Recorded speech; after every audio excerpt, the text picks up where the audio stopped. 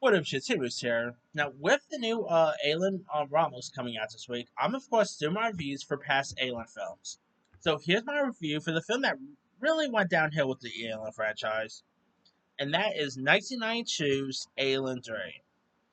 Now, Alien 3, was actually directed by David Fincher, who would of course this is actually his only and pretty much his only bad film in my opinion. Like lots of his other movies, he's directed. He will go on to direct stuff such as Fight Club, Seven, The Game, The Social Network, Girl with the Dragon Tattoo. He recently did The Killer last year with Michael Fassbender. So his resume has been terrific since Alien 3. Alien 3 is just like the worst thing he's ever put out. I believe this was actually his first feature, if I'm not mistaken, and it was a bad directorial effort.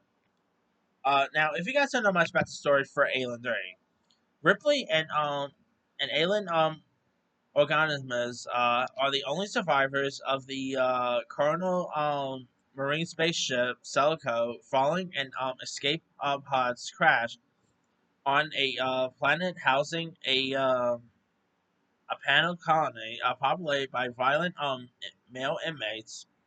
And he has some really cool cast members like Charles Dance, years before Game of Thrones fame, Brian Glover, Charles S. Dunton, Denny Webb, Hope McNally, Pete Postleway.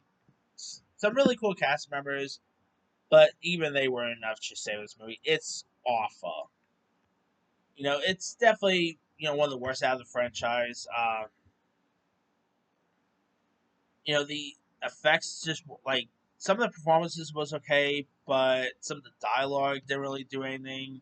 Um, the story, which is set in a desolate prison colony, lacks the intense, claustrophobic tension that made the first two so memorable.